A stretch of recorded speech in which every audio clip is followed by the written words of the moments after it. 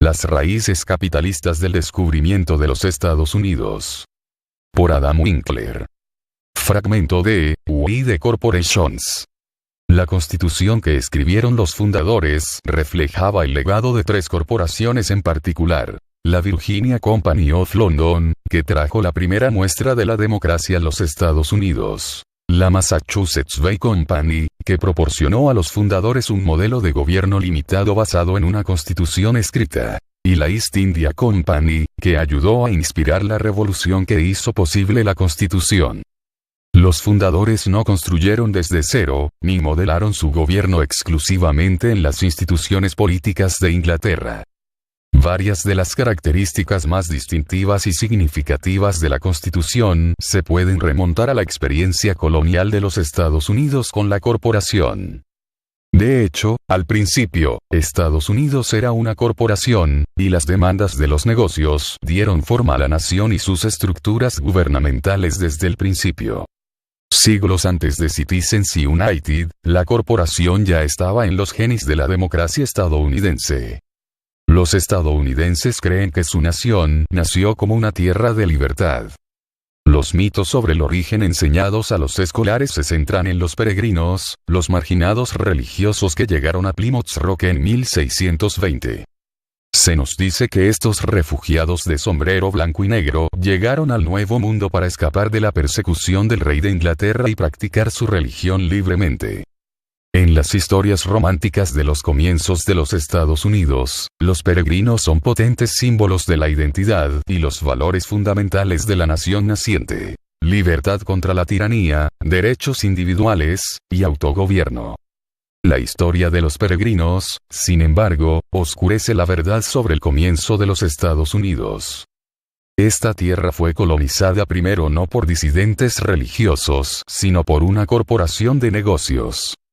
13 años antes de que el Mayflower llevara a los peregrinos a Plymouth, la Virginia Company of London fundó la primera colonia permanente de Inglaterra en el Nuevo Mundo en Jamestown, a orillas del Chesapeake.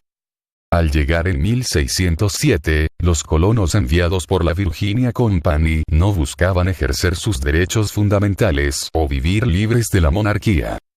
Eran principalmente empleados e inversionistas en el negocio, y llegaron con la bendición del rey James, de ahí el nombre de la colonia. El propósito de su viaje era hacer dinero, para ellos mismos, para los accionistas y para James, que planeaba tomar una parte de todo lo que ellos hicieran. Incluso antes de que los peregrinos trajeran la idea de libertad personal a la América colonial, la empresa de negocios con fines de lucro ya estaba establecida en sus orillas. Fundada originalmente en 1606, la Virginia Company of London fue una de las primeras empresas comerciales de Inglaterra. Creada por un grupo de inversionistas adinerados que buscaban nuevas oportunidades de negocios en el comercio exterior, pronto recibió permiso corporativo del rey James. Junto con una firma hermana de corta duración, la Virginia Company of Plymouth, la corporación disfrutó de derechos comerciales exclusivos para el área que se extendía aproximadamente desde la actual Carolina del Norte hasta Maine. El estatuto de la compañía especificaba que una quinta parte de los ingresos del comercio se entregarían a la corona. De hecho, James, que gobernó Inglaterra desde 1603 a 1625, estaba desesperado por el dinero. Inglaterra a comienzos del siglo XVII era una potencia internacional débil, una nación isleña con pocos recursos. La época era una de intensa competencia entre Inglaterra y España, que era entonces la potencia colonial más exitosa en el Nuevo Mundo. A fines de la década de 1500, España había conquistado México y Perú, donde las minas abundantes en oro y plata abastecían las riquezas que transformaron a España de un país pobre y dividido, en la nación más fuerte de Europa, tal vez del mundo.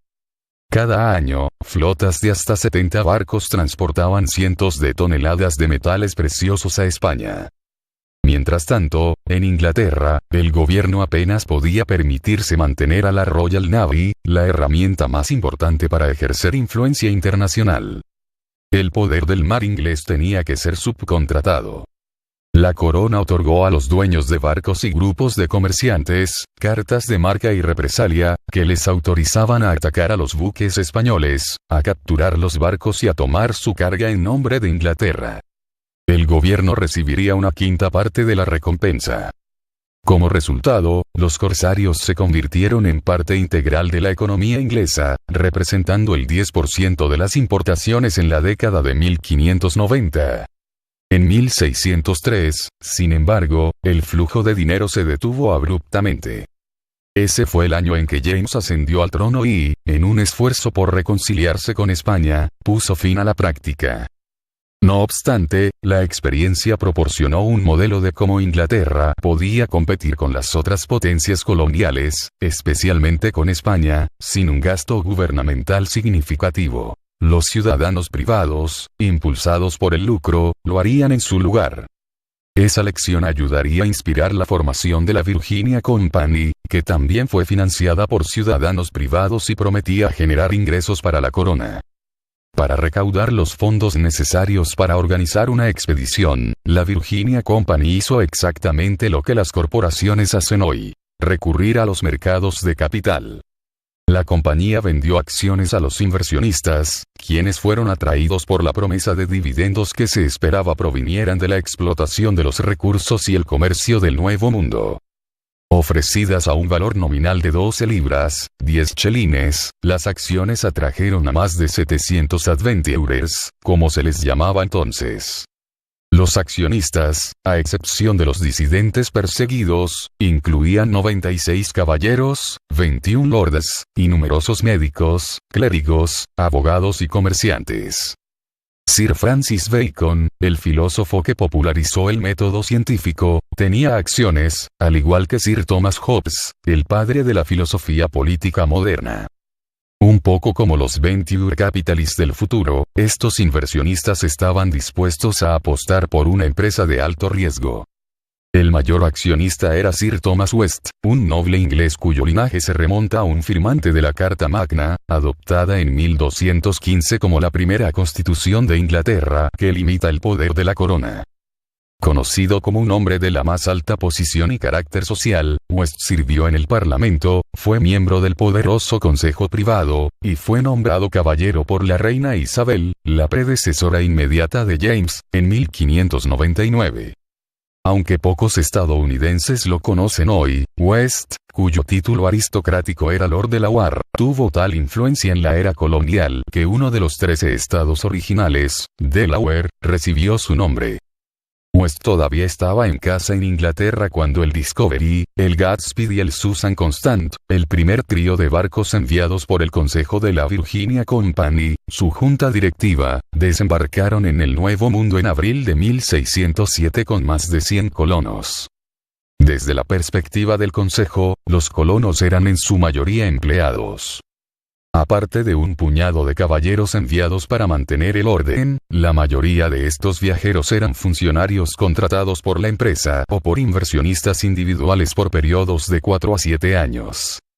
Todos estaban bajo la dirección de la compañía y el consejo en Londres, que dieron a los colonos instrucciones detalladas de trabajo.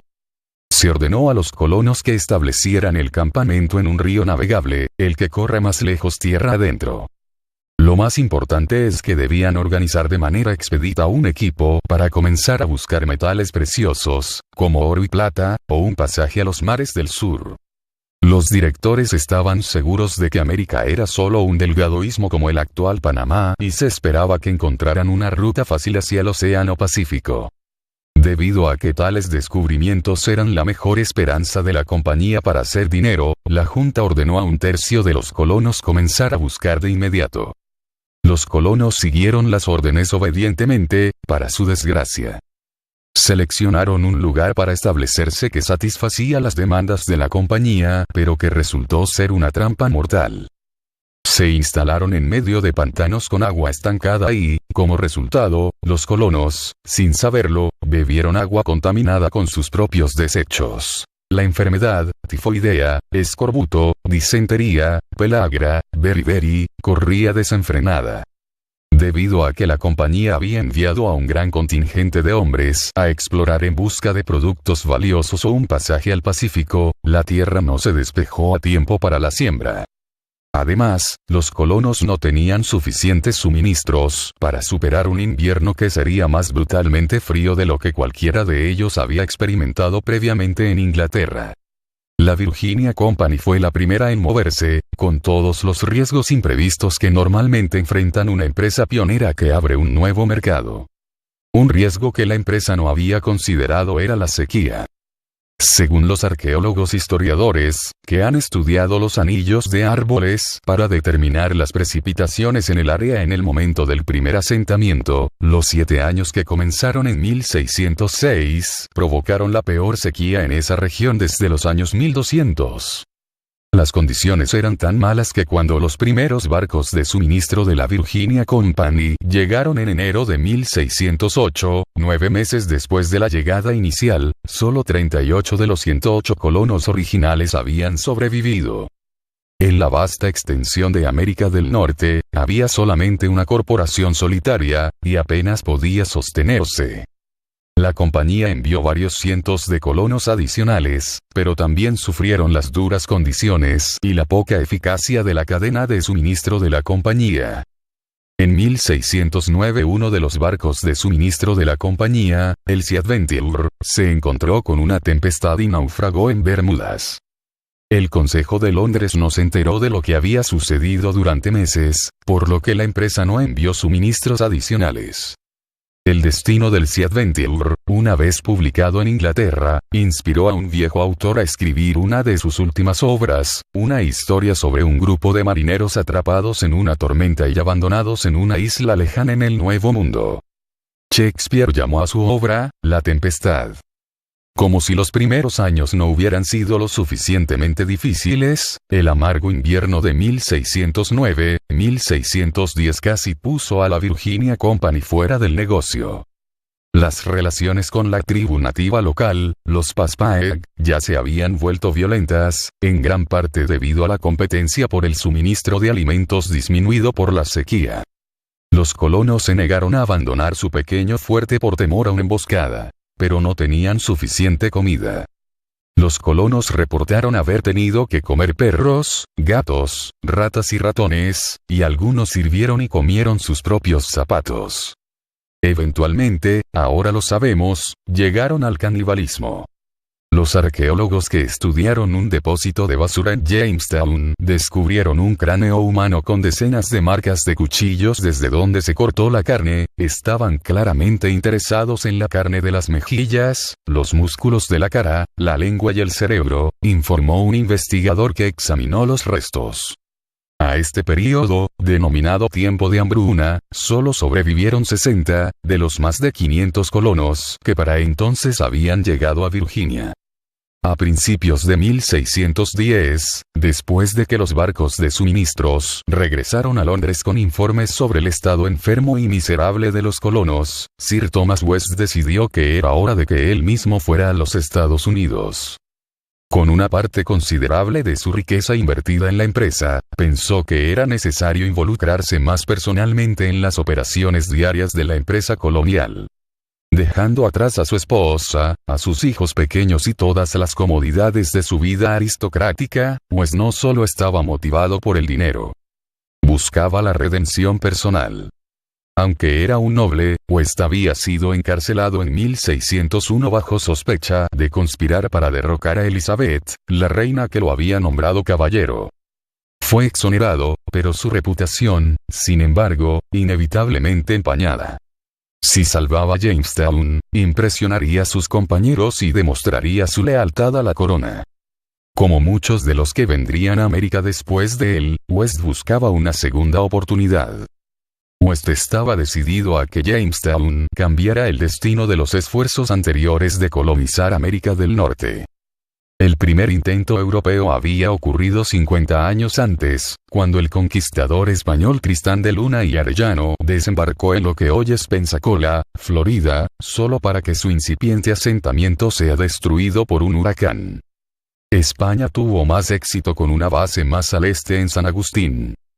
Sin embargo, todos los esfuerzos ingleses anteriores habían terminado en fracaso. El explorador Sir Walter Raleigh, por ejemplo, organizó una expedición que dejó a más de 100 colonos en la isla de Roanoke cerca de Carolina del Norte en 1587. Sin embargo, debido a las hostilidades con España, el primer barco de reabastecimiento no regresó durante 3 años. Para entonces, el asentamiento estaba desierto. Ninguno de los colonos volvió a ser visto y su destino sigue siendo un misterio hasta hoy. En la primavera de 1610, West zarpó en una flota de 3 barcos con 400 nuevos colonos y un año de suministros. También llegó con nuevos poderes. La Junta creía que la colonia había sufrido de una clara falta de autoridad. En Jamestown, ningún hombre respeta al superior, admitió la compañía, ni podía, de esa multitud sin cabeza y desenfrenada, esperarse algo, sino desorden y disturbios. Los colonos necesitaban un jefe. West fue nombrado señor gobernador y capitán general de la colonia, con pleno y absoluto poder y autoridad para corregir, castigar, perdonar, gobernar y mandar. La compañía esperaba que la presencia de un jefe poderoso salido de la aristocracia pusiera a los colonos en línea. Sin embargo, por si eso fallaba, West llevó consigo a un contingente de militares para imponer disciplina. Él fue a Jamestown a llevar orden, no libertad. Durante su viaje de 2 meses, las condiciones en Jamestown continuaron deteriorándose. Desesperados, los colonos sobrevivientes decidieron ignorar las órdenes de la Virginia Company y regresar a casa. Empacaron las naves y estaban a punto de prender fuego al fuerte hasta que alguien objetó que no era suyo para destruirlo. El fuerte y las otras estructuras eran propiedad legítima de la corporación. Dejando atrás los activos fijos de la Virginia Company, los colonos partieron hacia Inglaterra. Jamestown fue abandonada. La aventura colonial de Inglaterra pudo haber terminado allí, si no fuera por la curiosa suerte de West. Cuando los barcos que transportaban a los colonos que habían abandonado Jamestown descendieron por el río James el 7 de junio de 1610, se encontraron con un bote de la flota de West que venía en dirección opuesta. West inmediatamente ordenó a los colonos que dieran la vuelta y regresaran a Jamestown. Si West hubiera salido de Inglaterra unos días más tarde o si se hubiera retrasado apenas un poco en el mar, los barcos no se habrían encontrado. West hubiera llegado a Jamestown y encontrado un fuerte, pero nadie a quien gobernar. En cambio, la colonia y la compañía, y quizás incluso el propio experimento estadounidense, fueron salvados. Bajo el rígido sistema de disciplina de West en la colonia, los colonos se levantaban a las 6 a.m. y asistían a los servicios matutinos en la iglesia. No hacerlo significaba la pérdida de una semana de comida por la primera ofensa. A la tercera, el castigo era la muerte. De hecho, la pena de muerte se aplicaba a una variedad de delitos, incluida la profanación de la palabra de Dios, el comercio no autorizado con los indios, y huir de la colonia. Si alguien robaba la tienda común de alimentos, sería atado a un árbol hasta morir de hambre. Todas las armas de los colonos fueron confiscadas y declaradas parte del arsenal común. Aparentemente eso fue para que estuvieran disponibles si era necesario para luchar contra los indios, pero tenía el beneficio adicional de hacer que sea más difícil para los colonos rebelarse contra el duro gobierno de West. El gobierno de West en Jamestown finalmente puso a la colonia sobre una base estable. Aunque regresó a Inglaterra en poco tiempo debido a una enfermedad, los contemporáneos le dieron crédito por rescatar a la colonia. Como Richard Martin, un abogado de la Virginia Company, informó a la Cámara de los Comunes en 1614, desde que Lord Delaware se convirtió en gobernador, Virginia se ha convertido en una plantación establecida, y todo lo que ahora necesitaba era el cuidado de Inglaterra. Según Alexander Brown, un influyente historiador del siglo XIX, West plantó una nación inglesa, donde antes no había existido. De hecho, Brown llegó a decir que si alguien debe ser llamado fundador de este país, Sir Thomas West es ese hombre. Si bien la opinión de Brown tiene sentido, la historia de Jamestown apunta a otro candidato al título honorífico de fundador de los Estados Unidos. Una persona jurídica, una corporación, conocida como la Virginia Company. Aunque el estricto sistema de disciplina instituido por West estabilizó la colonia en su momento más precario, en unos pocos años esas mismas reglas se convirtieron en un obstáculo para el reclutamiento de colonos de Inglaterra, que a su vez ahuyentaba a los inversionistas. Para hacer que Jamestown sea más atractivo para ambos grupos, la Junta de la Virginia Company instituyó cambios importantes en la propiedad de la tierra y el gobierno a partir de 1616. Estas reformas corporativas, diseñadas para maximizar las ganancias de la compañía, trajeron las primeras medidas de democracia a los Estados Unidos. Durante su primera década, la Virginia Company sufrió una hemorragia monetaria. La colonia era estable, pero la compañía aún tenía que encontrar metales preciosos o un pasaje a los mares del sur. No había habido ganancias para distribuir a los inversionistas, a quienes la compañía admitió que hasta ahora se les había recompensado con solo cuentos de hadas y esperanzas. Al tratar de cambiar las cosas, el consejo utilizó el único activo que tenía en abundancia: la tierra. A cada accionista se le ofrecieron 100 acres de tierra en la colonia por cada acción, más acres adicionales por cada colono que el accionista enviara a Jamestown. La tierra era un gran atractivo para los mercaderes ingleses exitosos que, dada la escasez y el control histórico de la tierra en Inglaterra por parte de la aristocracia, nunca esperaban poseer bienes raíces en casa. El problema era que los accionistas también tenían que financiar el desarrollo de sus parcelas, al igual que alguien que compra hoy la tierra, también tiene que construir sobre ella. En lugar de que la Virginia Company financiara a los colonos, los accionistas debían ser individualmente responsables de encontrar colonos, pagar por su transporte y proveer sus suministros. Este nuevo sistema de propiedad de la tierra cambió fundamentalmente la colonia. En lugar de que los empleados de la compañía trabajaran en los pedidos de la compañía, los propietarios ahora trabajaban principalmente para ellos mismos, y la Virginia Company solo tomaba una parte.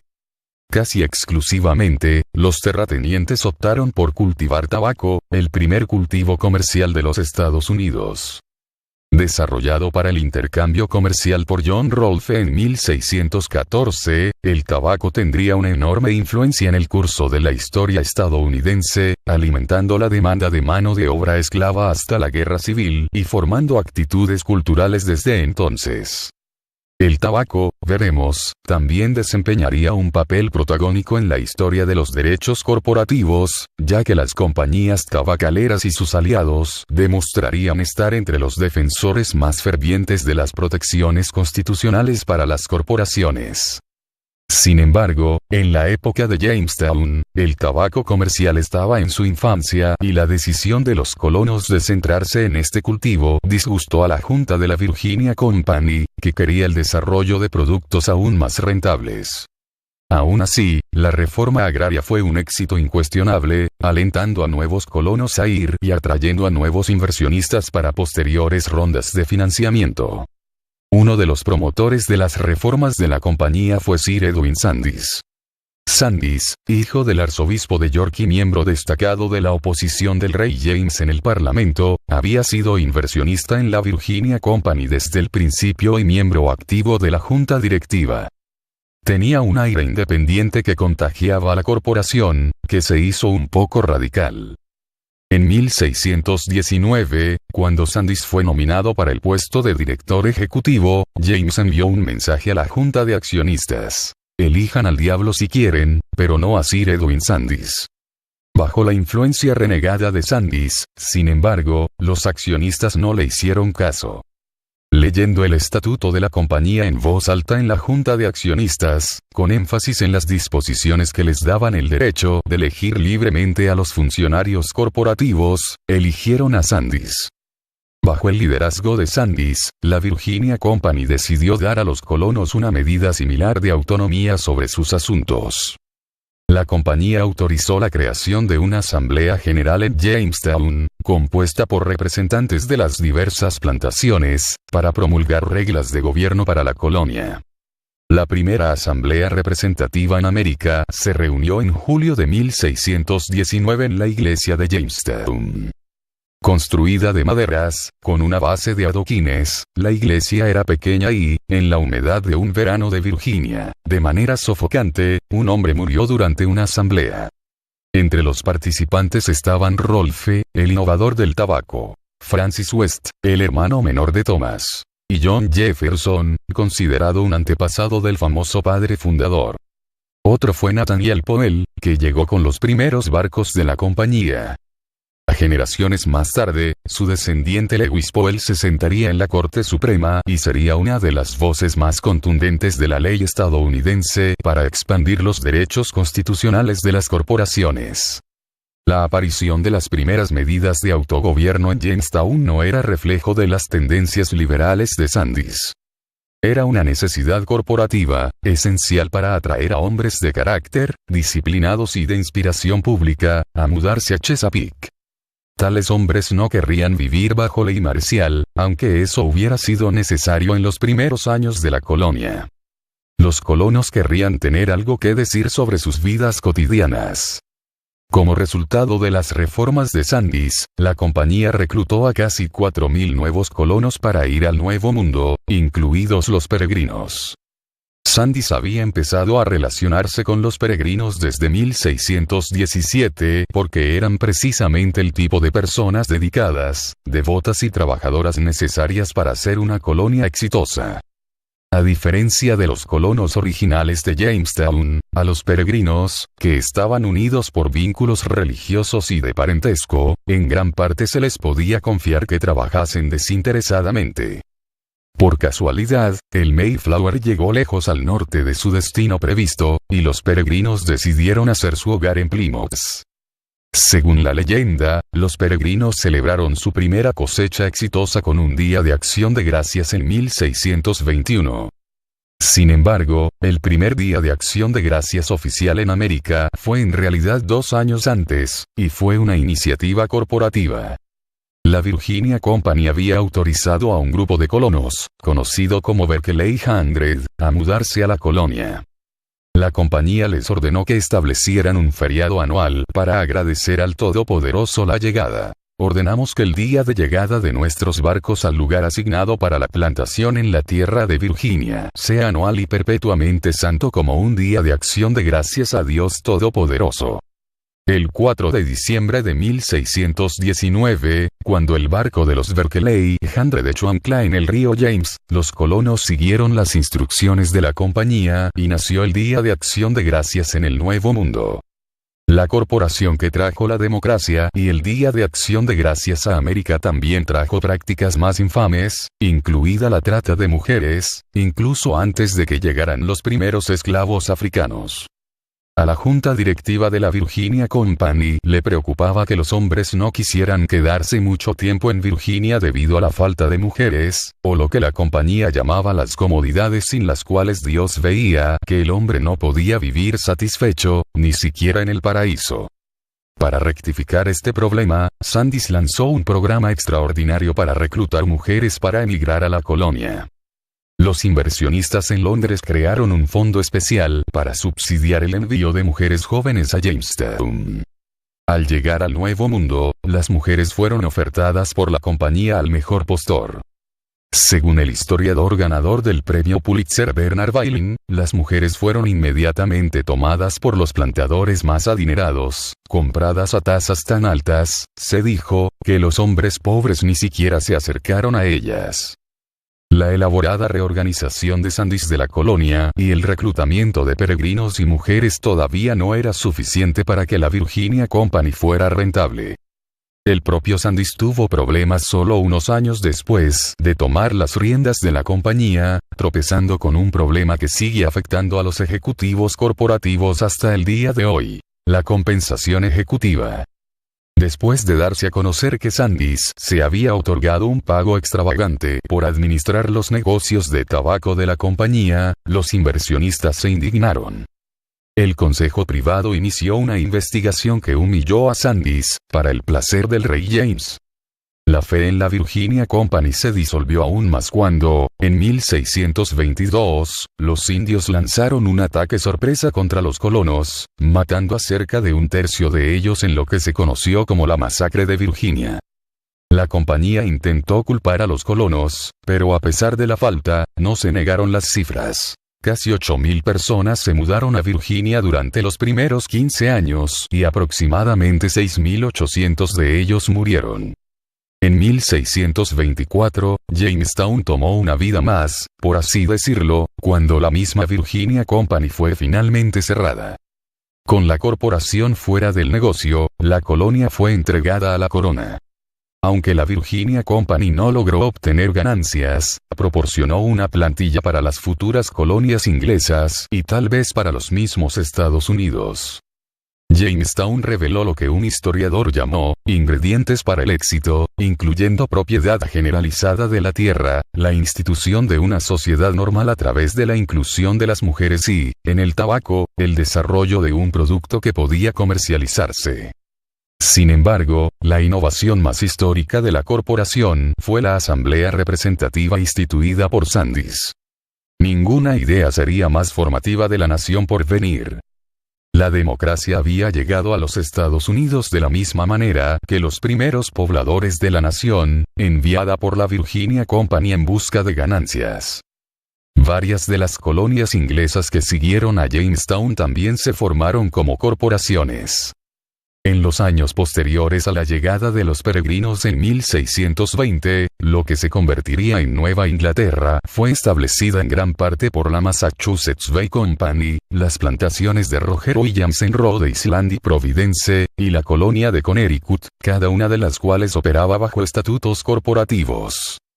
Gran parte de la Canadá actual estaba controlada por la Compañía de la Bahía de Hudson, que, aunque fundada en 1670 como empresa comercial, sigue operando como un gigante minorista global.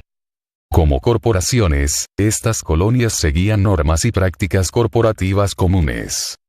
Sin embargo, como también eran gobiernos, responsables de supervisar a las personas que vivían allí, ejercieron una influencia considerable en las actitudes y el entendimiento de los estadounidenses sobre la gobernabilidad. De hecho, si bien los fundadores no invocaron a la corporación como modelo en la Convención Constitucional, la Constitución exhibió signos reveladores de los orígenes corporativos de los Estados Unidos. Después de todo, la Constitución se diseñó en parte para hacer lo que los estatutos corporativos habían hecho durante mucho tiempo en las colonias: establecer oficinas gubernamentales, establecer procedimientos para legislar, e imponer límites a lo que el gobierno podía hacer. Las similitudes entre la Constitución y el estatuto original de 1629 de la Massachusetts Bay Company, por ejemplo, son sorprendentes. Así como la Constitución comienza con una descripción de quiénes eran los soberanos que ordenaron y establecieron ese Estatuto de Libertad, nosotros el pueblo, el Estatuto de la Compañía, escrito más de 150 años antes, comienza por identificar que fue dada y reconocida por el entonces soberano, el rey Charles.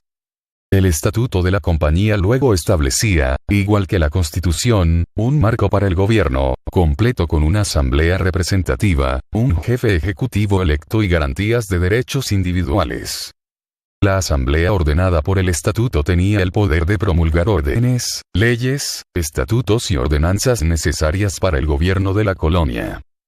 La compañía tenía un gobernador, un director ejecutivo que era elegido por los residentes de la colonia y se desempeñaba como comandante en jefe, responsable de repeler las amenazas por la fuerza de las armas a la colonia. Dicho titular de la oficina corporativa también tenía el poder de emitir indultos, se le exigía por juramento cuidar que las leyes se apliquen adecuadamente, y podía ser acusado de cualquier falta o defecto. En caso de que el gobernador no pudiera servir, el vicegobernador, como el vicepresidente de hoy, intervenía. El estatuto de la Massachusetts Bay Company también reconocía derechos individuales. Cualquiera que se mudaba a la colonia o nacía allí tendría y disfrutaría de todas las libertades e inmunidades de los sujetos libres y naturales. Aunque el estatuto no enumeraba en detalle todos esos derechos, sí identificó algunos, incluso uno más polémico hoy que en los años 1600, el derecho a portar armas. A los residentes se les garantizó el derecho a portar, conducir, llevar y transportar armaduras, armas, municiones, pólvora, y disparar. Si bien ese derecho se reflejaría en la Constitución como la segunda enmienda, otros derechos especificados en el Estatuto de la Massachusetts Bay Company estaban más en sintonía con su era anterior, como el poder y la libertad plenos para dedicarse al negocio de la pesca. Independientemente de la sustancia de los derechos particulares, esas libertades fundamentales funcionaron de manera similar a los derechos constitucionales, en el sentido de que se entendían como límites al poder de quienes ejercían cargos bajo los estatutos. Aunque la Constitución se asemejaría, el Estatuto de la Massachusetts Bay Company era fundamentalmente un documento corporativo. Muchas de las características de los estatutos que reaparecieron en la Constitución eran comunes entre las empresas comerciales de la época. El poder legislativo conferido en la Asamblea era simplemente el poder ordinario de una corporación para promulgar los estatutos, y la Asamblea Popular era una reunión de los accionistas. El gobernador y el vicegobernador eran elegidos porque los ejecutivos corporativos tradicionalmente eran elegidos por los miembros de la corporación. El deber del gobernador de garantizar la fiel ejecución de las leyes de la colonia representaba uno de los deberes fiduciarios que los funcionarios corporativos normalmente debían a sus compañías. Al igual que la Virginia Company, la Massachusetts Bay Company era una empresa comercial que buscaba obtener ganancias. El estatuto fue diseñado para organizar, administrar y gobernar la empresa comercial. Las acciones tenían un precio de 50 libras cada una y venían con 200 acres de tierra, con 50 acres adicionales por cada trabajador enviado a la colonia. Si bien muchos accionistas eran inversionistas de Londres que planeaban enviar sirvientes contratados al Nuevo Mundo, algunos, como el puritano John Winthrop, tomaron sus acciones y cruzaron el océano ellos mismos. Winthrop emigró porque buscaba libertad religiosa. Los puritanos estaban siendo perseguidos en Inglaterra, y para financiar su escape, Winthrop vendió todo lo que heredó de su padre e invirtió en acciones de la Massachusetts Bay Company. Poco después de que Winthrop llegó al Nuevo Mundo, fue elegido para servir como gobernador por los accionistas. Sin embargo, una vez en el cargo, Winthrop adoptó reformas que hicieron que la Massachusetts Bay Company se pareciera menos a una corporación comercial y más a una democracia naciente.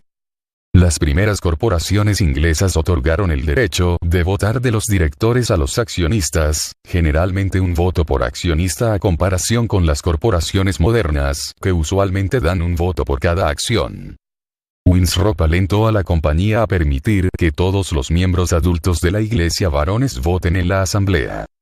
Como reflejo de lo que hoy se consideraría un amplio entendimiento de quién debería tener una voz en la toma de decisiones corporativas, Winthrop creía que todas las partes interesadas, independientemente de si tenían acciones, debían estar afiliadas.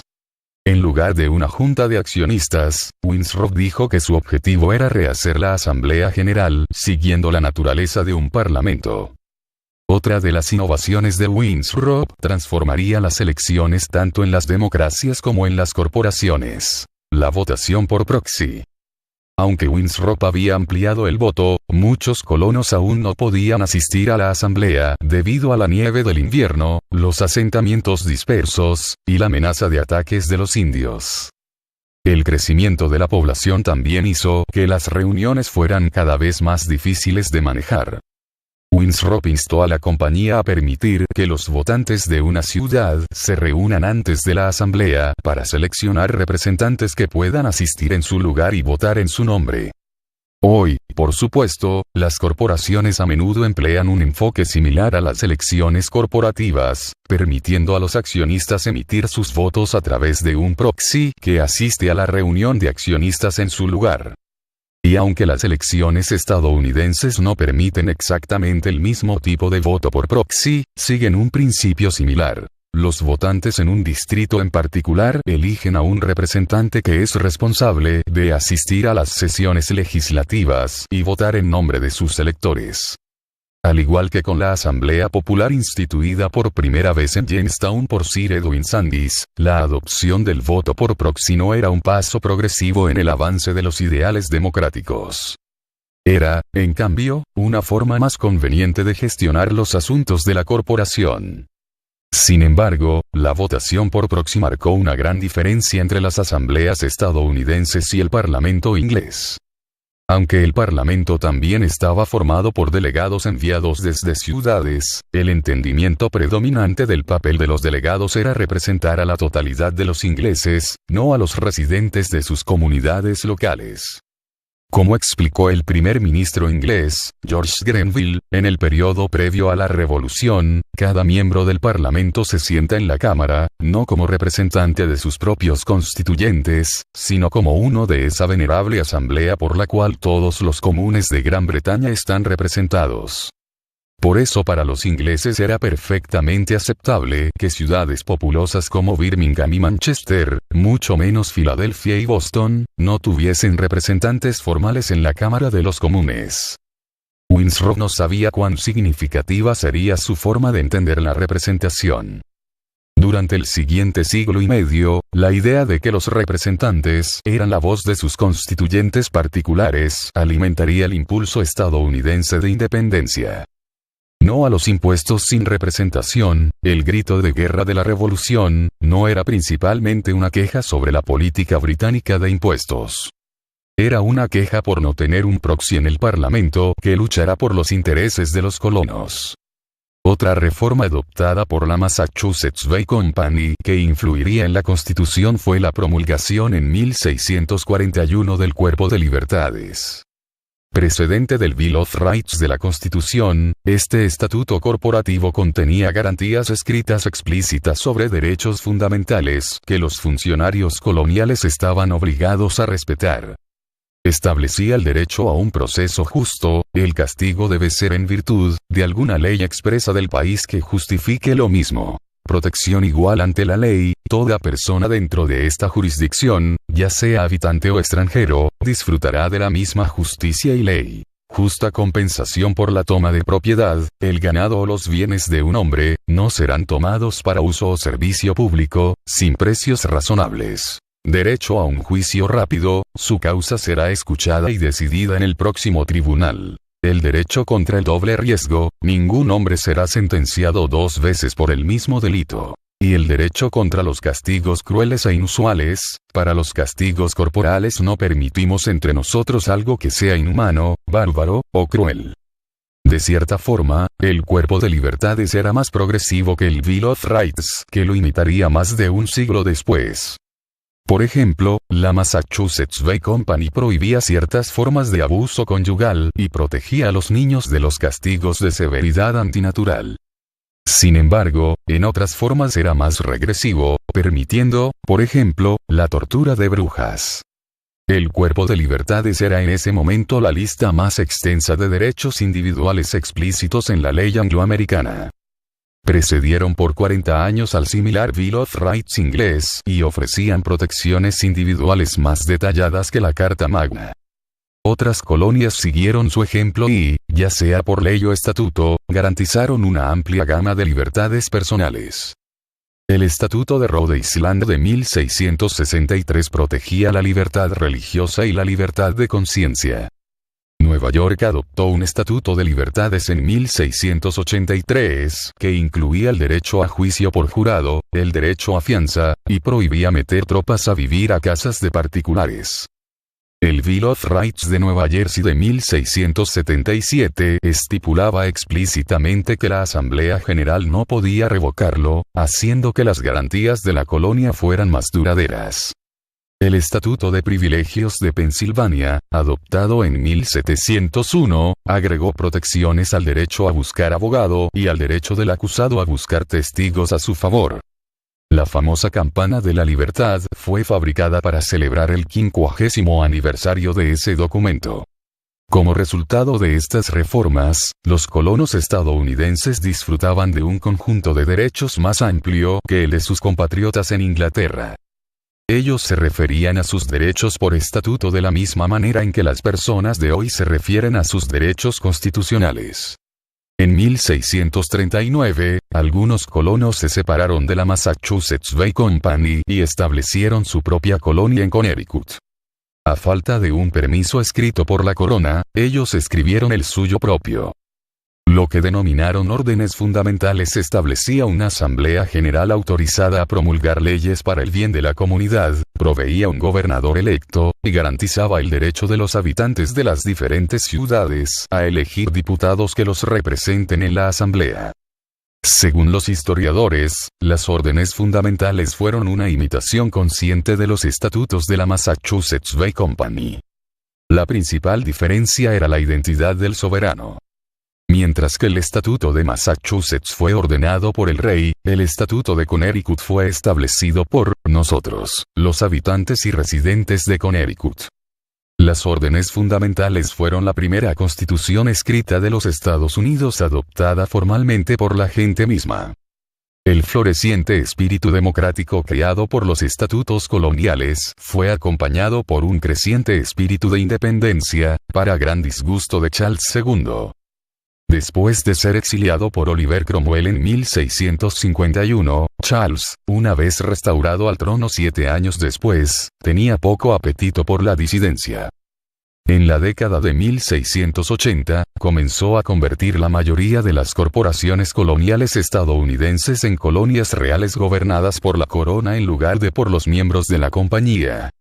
El Estatuto de la Massachusetts Bay Company fue revocado en 1684, medio siglo después de su emisión, y los administradores reales fueron nombrados para ocupar cargos ejecutivos a partir de ese momento. Sin embargo, la estructura corporativa de la Massachusetts Bay Company, junto con sus reformas corporativas, como la votación por proxy y el cuerpo de libertades, continuó impactando la forma del gobierno colonial en toda la costa este. Durante la era colonial, los estadounidenses veían sus estatutos coloniales como documentos legales que proporcionaban un modelo para el gobierno y establecían límites sobre lo que el gobierno podía hacer. Es decir, en los años posteriores a la emigración de John Winthrop y la Massachusetts Bay Company al Nuevo Mundo, los estadounidenses comenzaron a considerar sus estatutos corporativos como constituciones. En los años previos a la Revolución, los colonos sintieron que sus derechos garantizados por los estatutos estaban siendo atacados. El Parlamento británico, que buscaba pagar las deudas de guerra y hacer valer su autoridad sobre los colonos con una mentalidad cada vez más independiente, gravó con impuestos varios bienes básicos en las colonias: vidrio, papel, pintura, té, e incluso materiales impresos. Los colonos respondieron con ira, reclamando que esas leyes fiscales violaban sus estatutos coloniales. La manifestación más dramática de su apasionada objeción tuvo lugar en diciembre de 1773, cuando decenas de bostonianos abordaron unos barcos atracados en el puerto local y arrojaron 342 cajas de té por la borda. El té pertenecía a una corporación, la East India Company. Y lo que se conocería como el Boston Tea Party se produjo porque la East India Company, como luego se diría de las instituciones financieras estadounidenses en la Gran Recesión del año 2008, era demasiado grande para dejarla quebrar. Fundada varios años antes que la Virginia Company, la East India Company a mediados del siglo XVIII se había convertido en la corporación más poderosa del mundo. En 1757, la compañía tomó control de la India, que luego gobernaría por un siglo. Aunque el filósofo economista escocés Adam Smith dijo que ese ejercicio de poder soberano por parte de una sociedad anónima era un extraño absurdo, era similar a lo que había ocurrido en Virginia, Massachusetts y otras colonias estadounidenses, solo que en una escala mucho más grande. La corporación se había convertido en un gobierno, con todo el poder que conlleva. Con la exportación de seda, sal, té y algodón, la East India Company fue inmensamente rentable al principio. Uno de sus gobernadores, Elihu Yale, hizo tal fortuna que pensó poco en las 500 libras que donó para dotar a una universidad en Connecticut. Los líderes de la universidad, sin embargo, estaban tan abrumados por su gran generosidad que cambiaron el nombre de la escuela en honor a Yale. Poco después de la toma de la India, la empresa tuvo graves problemas financieros. Impulsado por las expectativas de los inversionistas de obtener grandes ganancias, el precio de las acciones de la compañía había aumentado dramáticamente en medio de una frenética especulación. Sin embargo, el 50% de los ingresos de la empresa provenía del té, y ésta se había quedado con un gran exceso de inventario.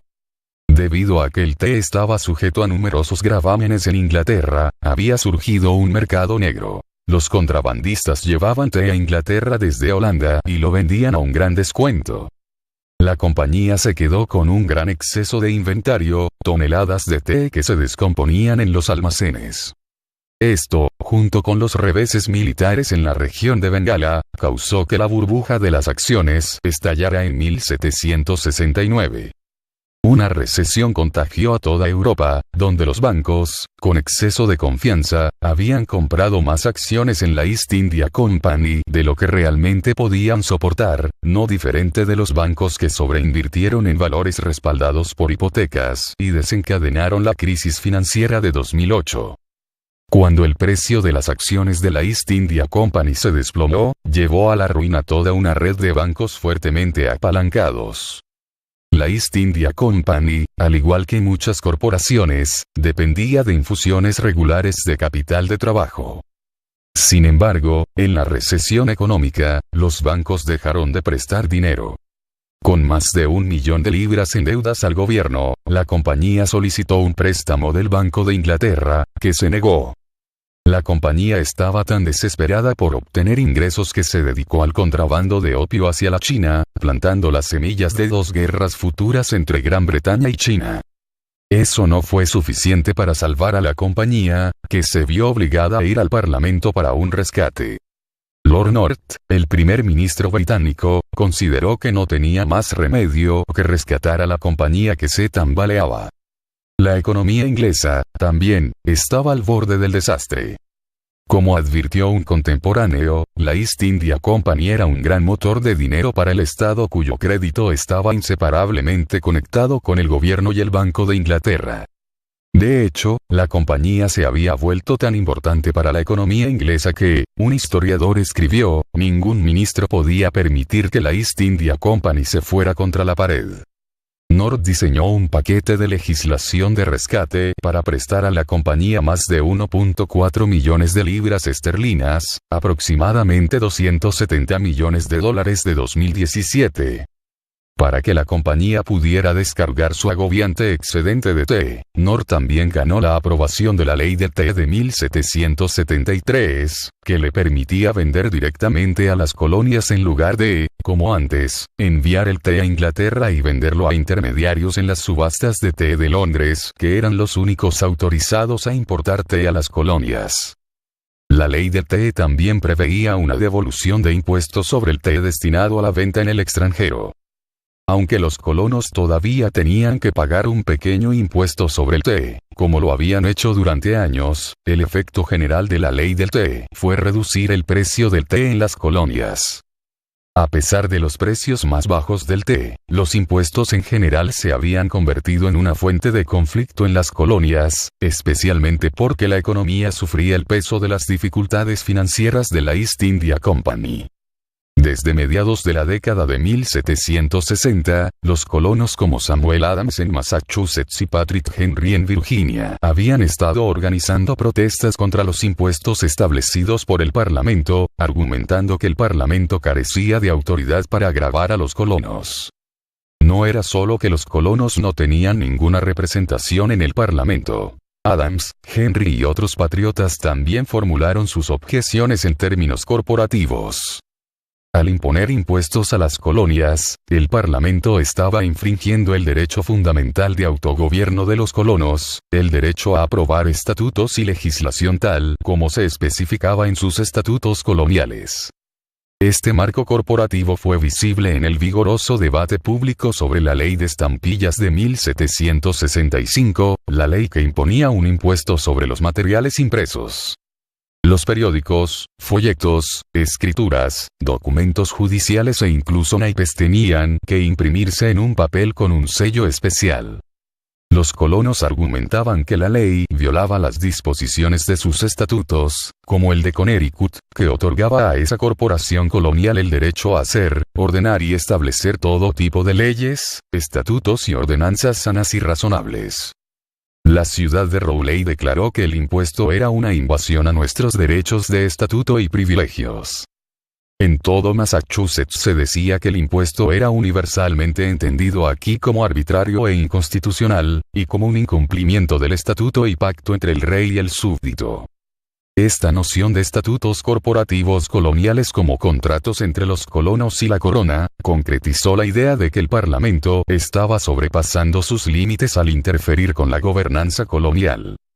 En los años previos a que la Declaración de Independencia anunciara que todos los hombres estaban dotados por su creador de ciertos derechos inalienables, los colonos insistieron en que su derecho a promulgar los estatutos de sus colonias no podía ser negado porque había sido negociado libremente con el rey. Según Sir William Meredith, un partidario británico de los colonos que intervino en el tema en la Cámara de los Comunes en 1778, la base de todo derecho inalienable es esta: cuando el que es competente para transferir, transfiere, y el que es competente para recibir, acepta. Tal transmisión por un lado, y la aceptación por el otro, constituyen un derecho que, por la ley y la Constitución de Inglaterra, es inalienable. Y, a menos que sea por consentimiento, o confiscación, no puede ser retirado. Sin embargo, la opinión de Meredith era minoritaria en el Parlamento, donde la mayoría de los miembros opinaba que los estatutos coloniales estaban sujetos a revisión por parte del Parlamento al igual que los estatutos de cualquier otra corporación. Lord Mansfield insistió en que el Parlamento podía regular a las colonias todas al mismo nivel que nuestras grandes corporaciones en Londres. Soame Jennings, quien escribió una defensa influyente de los impuestos coloniales, argumentó que los estatutos coloniales no son superiores a los de las otras corporaciones, lo que permite hacer estatutos y aumentar los impuestos para propósitos de su propia policía, no pueden alegar estar exentos de la autoridad parlamentaria más que otra corporación en Inglaterra. Todos los estatutos otorgados por nuestros reyes, escribió un defensor de los impuestos, están sujetos a ser revisados o aniquilados por la legislatura cuando operen en contra del interés general de la nación británica. Independientemente de las sutilezas de la ley corporativa inglesa, los defensores de los impuestos coloniales tenían todo el poder, dejando a los colonos sin opción más que protestar. Después de que se aprobó la ley de estampillas, la protesta en las colonias tomó forma cada vez más violenta.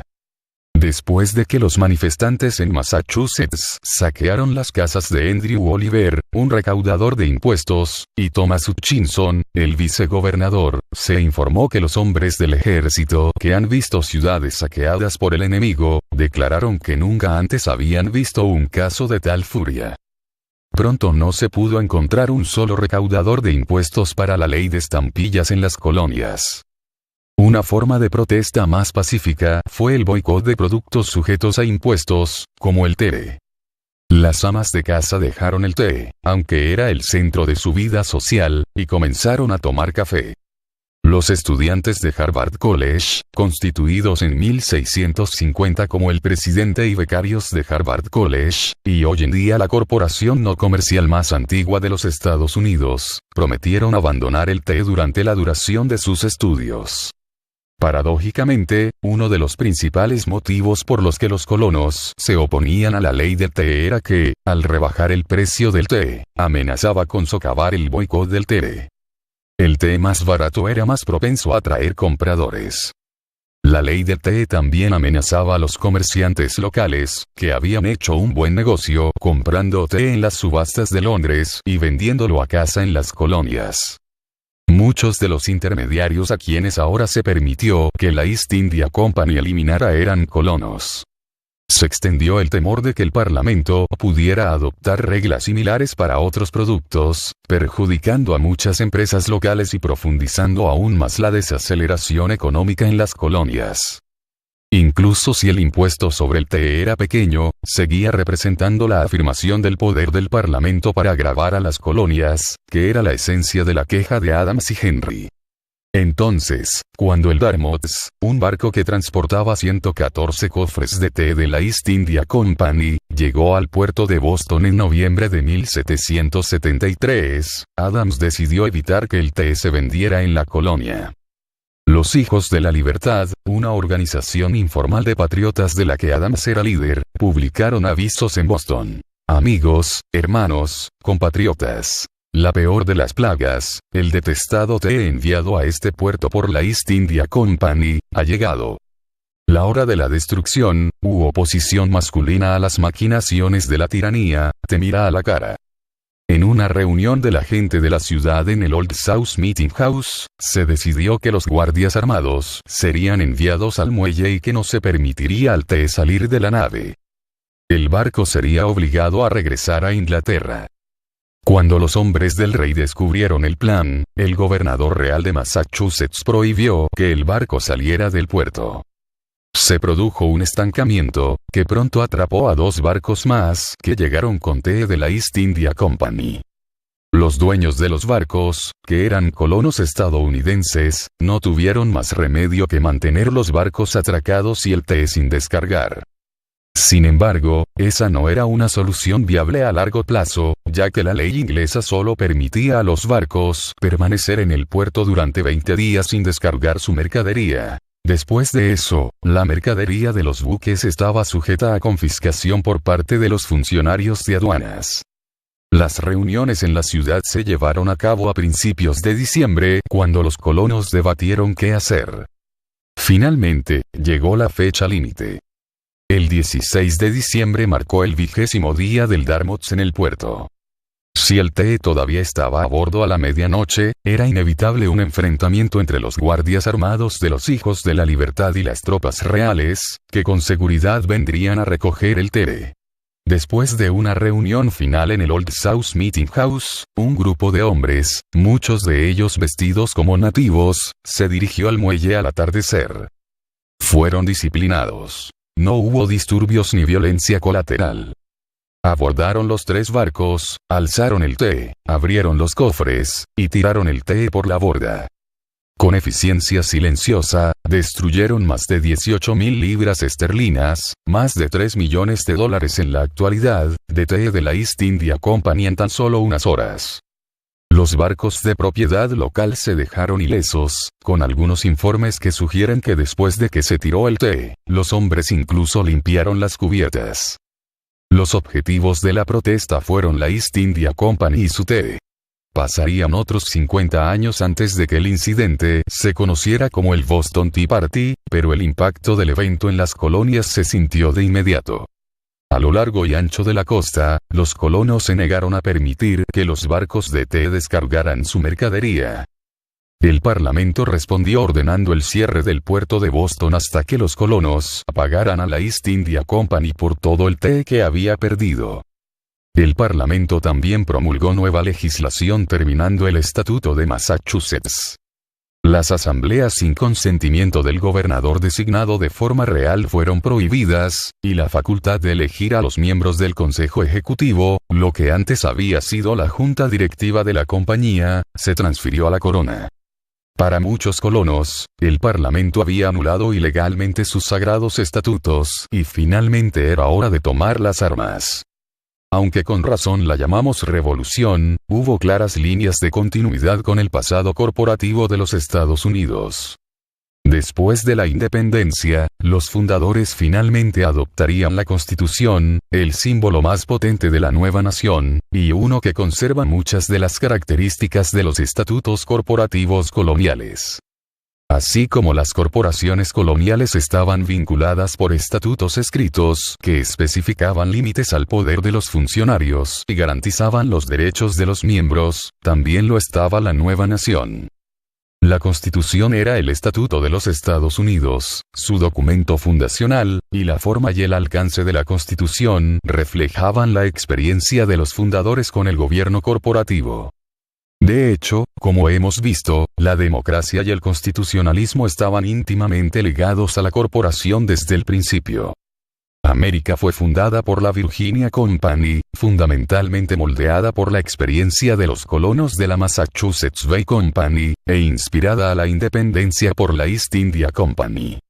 Aunque los fundadores de la Convención Constitucional nunca consideraron si las corporaciones deberían gozar de derechos individuales en virtud de la Constitución, la idea de la corporación, sin embargo, influyó en el sistema constitucional que establecieron.